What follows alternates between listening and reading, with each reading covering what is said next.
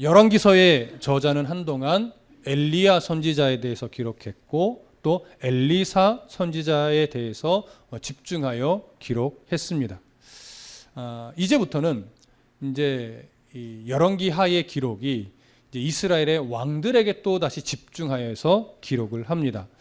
엘리사 선지자가 하사엘을 찾아가서 기름을 부어 줌으로 인해서 하사엘이 아람의 왕이 되었다라고 하는 기록으로 이제 엘리사까지의 기록이 끝이 납니다.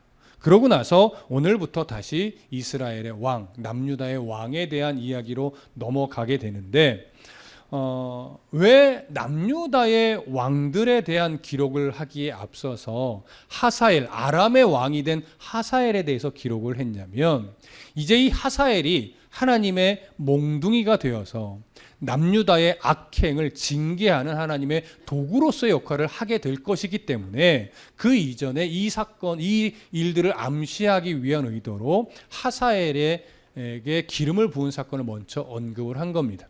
그러고 나서 이제 남유다의 여호람 왕에 대해서 이제 기록을 하는 거죠. 그 내용을 오늘부터 그 내용에 대해서 들어갈 겁니다. 자, 먼저 성경으로 돌아가셔서 8장 16절 17절을 함께 읽겠습니다. 16절 17절입니다. 시작. 이스라엘의 왕 아합의 아들 요람 제5년에 여호사밧이 유다의 왕이었을 때에 유다의 왕 여호사밧의 아들 여호람이 왕이 되니라. 여호람이 왕이 될 때에 나이가 32세라. 예루살렘에서 8년 동안 통치하니라. 자, 여기 보면 북이스라엘의 왕 아합의 아들 요람의 통치를 기준으로 해서 남유다의 왕 여호람의 즉위를 이야기를 하죠. 사실은 이것이 열왕기서의 특징이었어요. 무슨 말이냐면 북이스라엘의 왕에 대해서 언급할 때는 항상 남유다의 왕의 통치 몇 년 때 이렇게 그것을 기준으로 이야기를 하고 또 남유다의 왕을 말할 때는 북이스라엘의 왕 누구 통치 몇 년 때 이렇게 해서 기준을 제시하면서 이야기를 해 나가는 것이 지금 열왕기서의 특징이었습니다. 그래서 오늘 성경은 북이스라엘의 왕을 기준으로 남유다의 왕을 이야기하죠. 북이스라엘의 왕 이름이 누구예요? 기준으로 삼은 왕 이름이 요람이라고 이야기를 합니다. 근데 이 북이스라엘의 왕으로 언급된 요람의 본명은 여호람이에요. 근데 이 여호람이라는 왕의 이름을 살짝 기록하지 않고 줄여서 요람이라고 기록을 하죠. 그 이유가 뭐냐면 지금 남유다의 왕 이름이 또 여호람이기 때문에 그래요. 그러니까 동일한 이름이 중복되니까 혼동되는 것을 피하기 위해서 북이스라엘의 왕은 요람으로 기록을 하고 남유다의 왕은 그대로 여호람이라고 이야기를 하는 겁니다. 이제 앞으로 이 북이스라엘과 남유다의 왕들이 언급되면서 계속 여러분 혼동이 될 겁니다. 이름도 익숙하지 않은 이름들이 계속 나오고 때로는 똑같은 이름이 또 언급돼서 지금 이 이름이 이전에 북이스라엘의 왕에게 언급됐던 이름인가 아니면 지금 처음 나오는 이름인가, 때로는 북쪽과 남쪽의 왕들의 이름이 똑같아서 지금 어느 나라의 왕을 말하는 건가, 이런 것들이 혼돈되면서 사실은 열왕기서의 내용이 잘 귀에 안 들어오게 될 거예요. 앞으로 더. 그래서 아마도 조금 더 지나면 아마 여러분 나누게 될 범위가 조금 더 커질 거예요. 그렇지 않으면 굉장히 혼동스러운 내용, 또 너무나 반복되는 내용이 많기 때문에 열왕기하 중반 이후로 가면요, 사실 설교자 입장에서도 매우 어려운 본문이기도 합니다. 늘 똑같은 얘기 또 반복하는 것 같이 여겨지기 때문에 그래서 그런 어려움들을 최대한 줄여가면서 앞으로 설교를 하려고 하니까 그런 점을 염두에 두고 들으시면 좋을 것 같습니다. 나만 못 알아듣나? 이렇게 생각 안 하셔도 됩니다. 자, 북이스라엘의 왕 요람 제 통치 5년에 이제 남유다의 여호사밧 왕이 유다의 왕이었을 때 유다의 왕 여호사밧의 아들 여호람이 왕이 되었다라고 기록을 합니다. 여기서 이제 우리가 그냥 스쳐 지나가면 놓칠 만한 내용이 뭐냐면 여호사밧이 유다의 왕이었을 때라고 하는 표현이에요. 여호사밧이 왕이었을 때 누가 왕이 됐대요? 그의 아들 여호람이 왕이 되었대요. 여러분 이 표현이 자연스러운 표현일까요? 좀 자연스럽지 않은 표현일까요? 여러분 자연스럽지 않은 표현입니다. 왜냐하면 남유다든 북이스라엘은 동일하게 선 왕이 죽어야 그의 아들이 즉위하여 왕이 되는 게 본래의 과정이에요. 근데 지금 남유다는 여호사밧이 죽지 않고 여전히 통치하는 중에 누가 또 왕이 된 거예요? 그의 아들 여호람이 또 왕이 된 거예요. 여러분 이건 무슨 의미일까요? 역사에 종종 나오는 표현이 있죠. 섭정. 네. 선왕이 죽지 않았음에도 불구하고 그의 아들을 왕으로 세우면서 함께 통치를 하는 거예요. 근데 보편적으로 이때는 주된 통치는 누가 해요? 마치 실습생처럼 아들이 하게 되죠. 그래서 지금 이 표현은 뭐냐면 남유다의 여호사밧 왕이 아직 살아있지만 무슨 이유에서인지 아들 여호람을 왕으로 세워서 함께 섭정했다는 얘기예요. 그래서 학자들의 견해가 사실은 조금씩 다르긴 한데 우리는 오늘 어떻게 볼 거냐면 이 섭정의 기간을 8년으로 볼 겁니다. 그리고 나서 8년 후에 아버지 여호사밧이 죽고 이제 단독으로 여호람이 즉위하여 또 8년을 통치하게 돼요. 그것이 오늘 이제 본문에 보면 17절에서 또 여호람이 왕이 될 때라는 표현이 나오죠. 16절 끄트머리에 분명히 유다의 왕 여호사밧의 아들 여호람이 왕이 되니라. 그리고 17절로 넘어가면서 여호람이 왕이 될 때의 나이가 32세라 예루살렘에서 8년 동안 통치하니라. 이렇게 이루게 된 이것을 어떻게 우리는 이제 볼 거냐면 16절은 아버지 여호사밧과 섭정했던 기간, 그것을 8년으로 봅니다. 그리고 17절은 여호사밧이 죽고 여호람이 단독으로 왕으로 즉위하여 통치했던 기간, 그것을 또 8년으로 기록한 것으로 우리는 볼 거예요. 이해되시죠? 학자들의 견해가 좀 달라서 어떤 책이나 다른 설교를 들으면 이 부분의 기간이라든가 이런 걸 좀 다르게 말할 수 있어요. 그때도 그럴 수도 있겠구나 하고 그냥 이해하시면 됩니다. 자, 그러면 여호람이 총 통치한 기간이 어떻게 되느냐? 섭정했던 기간과 단독으로 즉위한 기간 중에 겹쳐지는 1년이 있어요. 그래서 총 통치가 16년이 아니라 보편적으로 15년 정도로 봅니다. 겹쳐지는 1년의 기간이 있기 때문에. 그래서 주전 852년부터 841년까지 총 15년 정도를 통치한 것으로 우리는 볼 겁니다. 자, 이렇게 해서 이제 남유다의 왕 여호람을 언급했는데 이제 한 가지 좀 먼저 살펴보면서 본문을 볼 것은 뭐냐면 이런 북이스라엘의 왕들은 대부분 다 선한 왕이었습니까? 악한 왕이었습니까? 북이스라엘은요, 이상하게 선한 왕이 하나도 있지 않았어요. 다 우상을 섬기는 악한 왕이었는데 그 악한 왕, 우상을 섬기는 악한 왕의 절정이 누구 때였어요? 아합 왕 때였죠. 이세벨을 아내로 맞았던 아합 왕 때 가장 악함의 절정을 이루었었습니다. 근데 그와 달리 남유다는 대부분 하나님을 섬기는, 여호와 하나님을 섬기는 선한 왕들이었어요. 그 사이사이에 조금씩 악한 왕이 등장했었는데 오늘 성경에 등장하는 여호사밧은 그래도 하나님 앞에 선한 왕으로 인정을 받았던 왕이에요. 그런데 그의 아들 여호람은 악한 왕으로 평가된 인물입니다. 자, 그러면 여호사밧은 하나님을 섬기던 선한 왕이었는데 왜 그의 아들 여호람은 하나님 앞에서 악한 왕으로 평가되었을까요? 성경은 그 이유를 뭐라고 말하냐면 북이스라엘의 아합 왕의 딸 아달랴를 아내로 맞이했기 때문이라고 성경은 증언을 합니다. 성경을 볼까요? 18절과 19절 함께 읽겠습니다. 18절, 19절 시작. 그가 이스라엘 왕들의 길을 가서 아합의 집과 같이 하였으니 이는 아합의 딸이 그의 아내가 되었음이라. 그가 여호와 보시기에 악을 행하였으나 여호와께서 그의 종 다윗을 위하여 유다 멸하기를 즐겨하지 아니하셨으니 이는 그와 그의 자손에게 항상 등불을 주겠다고 말씀하셨음이더라. 자, 여기 보면 남유다의 여호람 왕이 북이스라엘의 왕들이 걸어갔던 그 길을 똑같이 걸어갔다라고 이야기를 합니다. 북이스라엘, 아합의 집이 걸어갔던 길을 똑같이 걸어갔다는 건 무슨 의미예요? 결국은 단순하게 나쁜 짓을 했다 이런 것이 아니라 하나님을 등지고 하나님을 버리고 우상을 섬겼다 이 얘기를 하는 거죠. 자, 남유다의 여호람 왕이 왜 여호와 하나님을 버리고 우상을 섬겼는가? 지금 읽었듯이 그 이유에 대해서 이렇게 말했죠. 이는 아합의 딸이 그의 아내가 되었습니다. 아합의 딸이 바로 남유다의 여호람 왕의 아내가 되었기 때문이라는 거예요. 여러분, 북이스라엘의 아합 왕은 이미 죽은 인물이지만 이전에 이방 나라 시돈의 공주 이세벨을 아내로 맞이했었어요.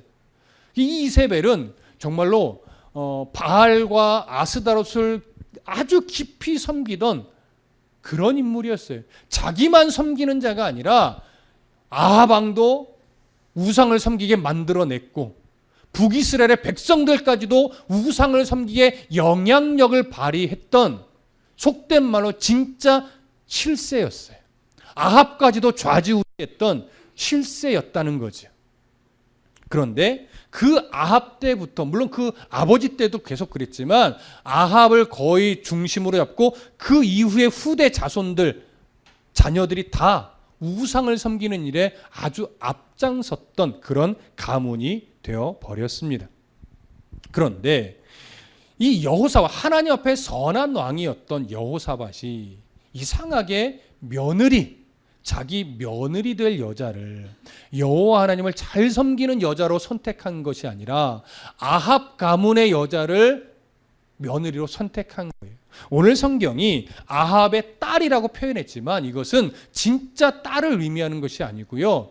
우상 섬기는 일의 대표자가 됐던 아합의 딸이라고 표현한 것은 그 가문의 여자란 얘기예요. 그러니까 우상의 딸이라는 표현과 마찬가지예요. 그래서 우상을 잘 섬기는 아합 가문의 여자를 아내로 맞이했다라고 하는 것이죠. 또 며느리를 삼았다라고 하는 것이죠. 이로 인해서 여호람이 우상을 섬기게 됐고 우상을 계속해서 섬김으로 말미암아 여호람은 하나님 앞에 악한 왕으로 평가가 된 것입니다. 그러니까 여기서 이제 우리가 이제 하나의 질문이 생기는 거예요. 하나님 앞에 선한 왕이었던, 그래도 여호와 하나님을 잘 섬겼던 여호사밧 왕은 왜 굳이 우상을 섬기는 가문의 여자, 그것도 우상을 적극적으로 섬기는 여자를 며느리로 선택하여 아들의 아내가 되게 한 것일까? 이전에도 잠시 언급을 했었지만요, 여호사밧은 분명 여호와 하나님을 잘 섬겼어요. 우상을 섬기진 않았어요. 그런데 이상하게 딱 한 가지, 정치적인 문제에서는 이상하게 하나님의 뜻을 따르지 않고 자기 지혜를 앞세웠어요. 이게 무슨 말이냐면 당시에요, 남과 북의 군사력, 경제력을 비교해 보면 북이스라엘이 훨씬 더 강했습니다. 땅덩어리도 5배 정도 넓었고요. 경제적으로도 나름 안정감이 있었고요. 그 다음에 군사력도 남유다보다 더 강했어요. 그러다 보니까 이상하게 남유다는 계속해서 하나님의 보호하심 속에서 그래도 강력함을 유지하고 있었는데 이상하게 북이스라엘의 그 군사력과 경제력을 부러워했어요. 특히 여호사밧이. 부러워하다 보니까 어떤 현상이 생겨요? 정치적 동맹을 맺음으로 인해서 뭔가 더 정치적으로, 경제적으로, 군사적으로 안정감을 취하려고 하는 그런 마음이 생기는 거예요. 그래서 나름 다 하나님의 뜻을 따라 순종하고 복종하고 통치를 하는데 이런 정치 외교 문제에서만큼 또 남북 통일과 관련된 문제에서만큼은 자기 생각이 항상 앞섰던 거예요.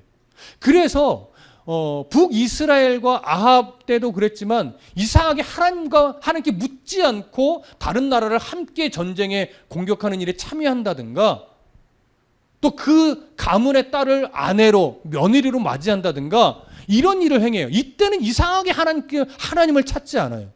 이것이 여호사밧이 가지고 있던 참 이상한 문제점이었어요. 근데 이것이 참 이상해 보이기는 하는데 여러분, 오늘의 우리들을 좀 잘 생각해 보십시오. 우리가 대부분 다 전반적으로 하나님을 사랑하고 하나님을 섬기고 하나님의 뜻을 따라 살아가려고 애쓰잖아요. 근데 스스로 잘 돌아보세요. 이상하게 어느 한 문제만큼은 하나님 앞에 묻고 순종하지 않고 이상하게 나의 판단과 내 생각이 앞서는 경우가 많아요. 좀 쉽고 가벼운 예를 들어볼까요? 청년의 시절에 연애를 하잖아요. 그럼 이상하게요. 연애에 문제가 생기면 전도사님들이나 저에게 상의를 하러 와요. 그럼 이렇게 신앙적으로 이렇게 조언을 하잖아요. 그럼 우리 교회 청년들은 대부분 다 조언을 잘 들어요. 근데 이제 다른 이야기를 들어보면 신앙적으로 어떤 연애를 할 때 상담을 해오는데 신앙적으로 조언을 하면 결국은 그 말을 안 듣고 자기 고집대로 연애를 해요. 그러다가 아파하고 상처받고 깨지기도 하고 이런 일이 벌어져요. 그래서 종종 얘기하죠. 다시는 연애 상담 안 해준다 뭐 이런 식의 다짐을 하기도 하는데 여러분 이건 좀 가볍게 좀 웃으라고 예를 들었지만 우리가요 보편적으로 하나님을 사랑해서 하나님께 묻고 하나님의 뜻 가운데 바르게 판단하며 선택하려고 애를 쓰지만 이상하게 약한 구석이 하나씩 있어요. 이상하게 하나님께 묻지 않고 내 판단대로 행하는 요소들이 있어요. 여러분 그런 것들을 잘 찾고 분별해서 그 부분까지도 하나님께 바르게 묻고 하나님이 기뻐하는 판단과 선택을 하려고 노력하셔야 돼요. 거기서 이제 신앙이 한 걸음 더 성장하느냐, 성장하지 못하고 멈추느냐, 아니면 아예 퇴보하느냐가 거기서 결정됩니다, 여러분. 여러분 뭐에 약하십니까? 어떤 부분에 때로는 열등감이 있으십니까? 어떤 부분에 있어서 자존감이 낮아지십니까? 바로 그 부분이 우리가 하나님께 잘 묻지 못하는 영역일 경우가 많이 있어요. 그것까지도 하나님께 구하십시오. 그리고 하나님이 기뻐하는 판단을 하려고 몸부림치십시오. 그러면 여호사밧이 했던 이 실수를 우리는 하지 않을 수 있는 은혜가 있게 될 것입니다. 자, 여호사밧이요. 그런 실수를 해서 아합 가문과 무엇을 맺은 거냐면 결혼 동맹을 맺은 거예요. 정치적인 거죠. 하지만 여호사밧은 그것이 하나님이 기뻐하지 않는 판단이라는 걸 잘 몰랐을 거예요. 나름 정치적인 지혜다. 솔로몬처럼 그렇게 생각했을 거예요. 이건 합리화하는 거예요. 이건 정치적인 지혜일 뿐이에요. 그러나 하나님 잘 섬기잖아. 자신의 때까지는 잘 섬겼죠. 근데 그 영향이 옳지 않은 나쁜 영향이 누구 때 나쁜 열매를 맺어요? 그의 아들 때 나쁜 열매를 맺었던 거예요. 다시 오늘 본문으로 돌아가실까요? 20절부터 24절을 읽어봅니다. 자, 20절부터 24절 시작. 여호람 때에 에돔이 유다의 손에서 배반하여 자기 위에 왕을 세운 거로 여호람이 모든 병거를 거느리고 사일로 갔더니 밤에 일어나 자기를 애워싼 에돔 사람과 그 병거의 장관들을 치니 이에 백성이 도망하여 각각 그들의 장막들로 돌아갔더라. 이와 같이 에돔이 유다의 수하에서 배반하였더니 오늘까지 그러하였으며 그때에 림나도 배반하였더라. 여호람의 남은 사적과 그가 행한 모든 일은 유다 왕 역대지략에 기록되지 아니하였느냐. 여호람이 그의 조상들과 함께 자매 그의 조상들과 함께 다윗성에 장사되고 그의 아들 아하시아가 대신하여 왕이 되니라. 자, 잘 보세요. 이게 무슨 의미인가 잘 보세요.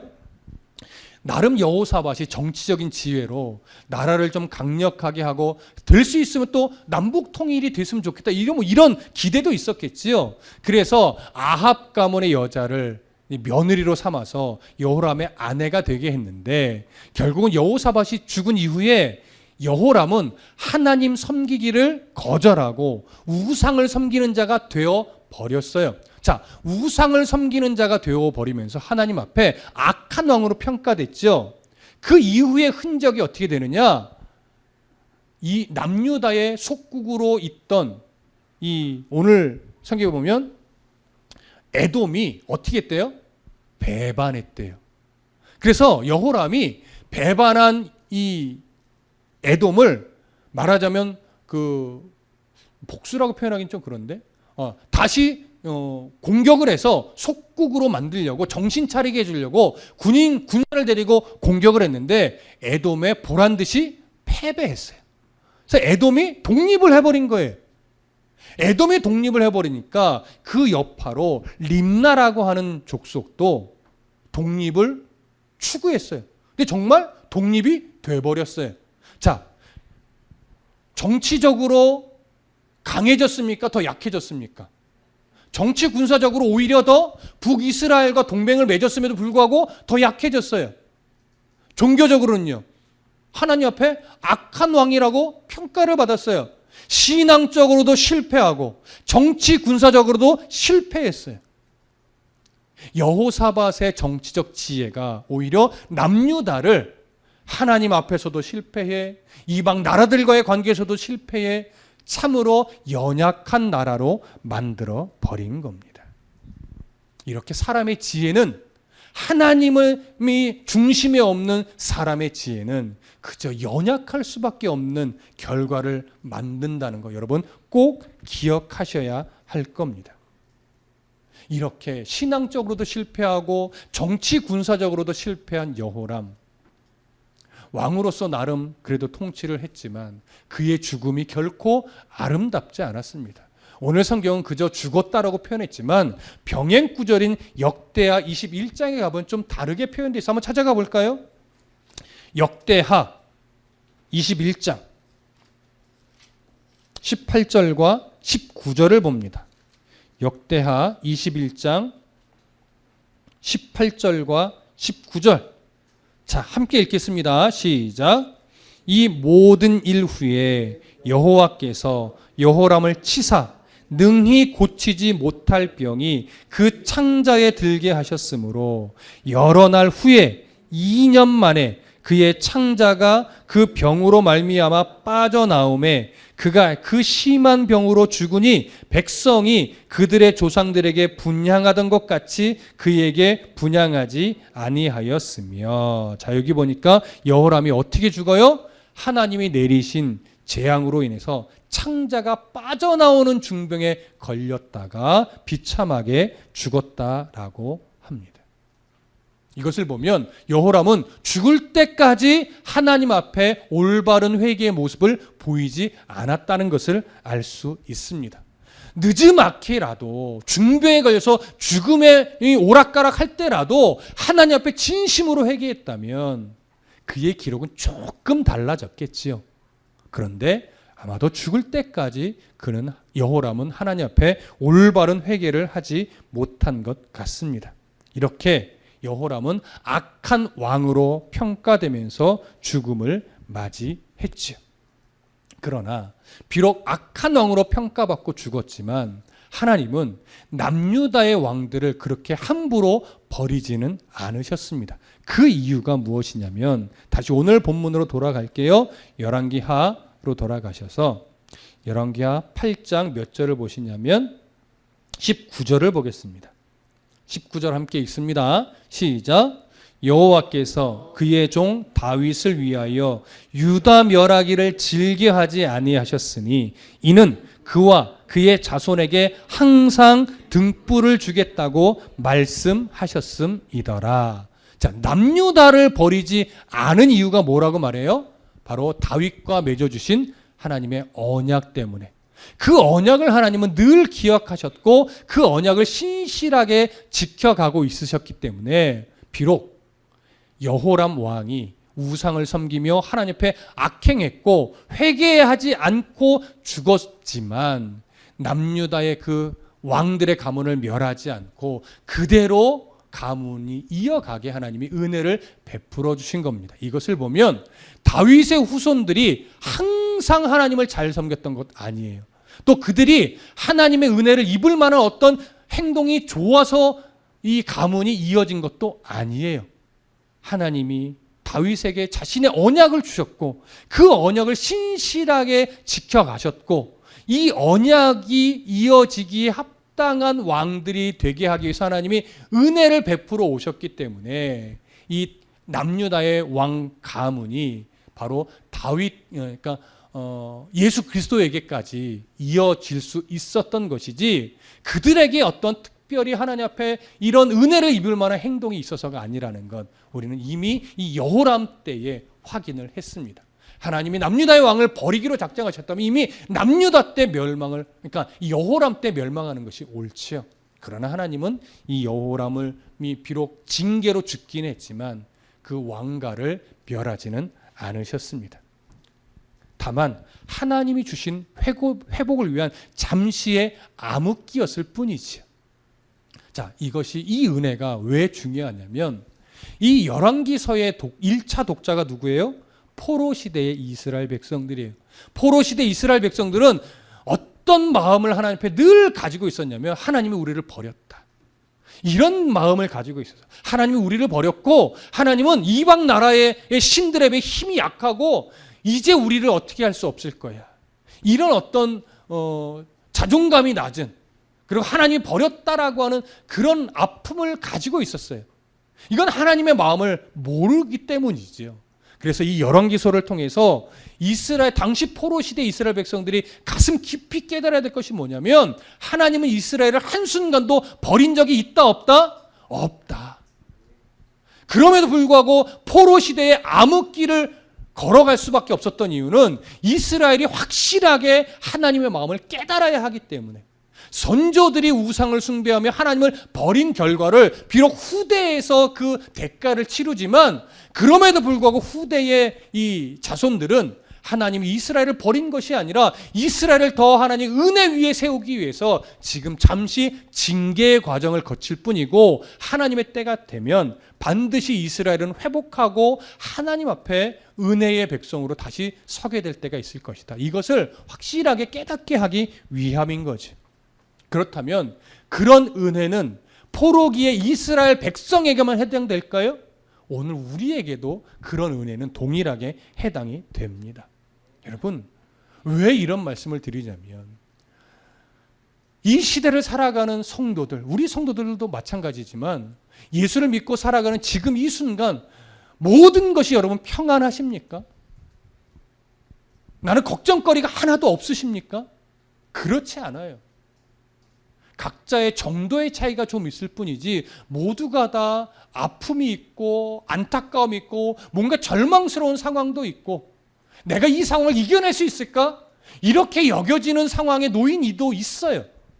그럼 여러분 그 아픔, 그 절망, 그 슬픔 이겨낼 수 있을까라고 하는 그 뭔가 절망스러운 마음들 이런 그 상황과 그 마음 상태가 여러분 인생의 지금 끄트머리입니까? 인생의 결과입니까?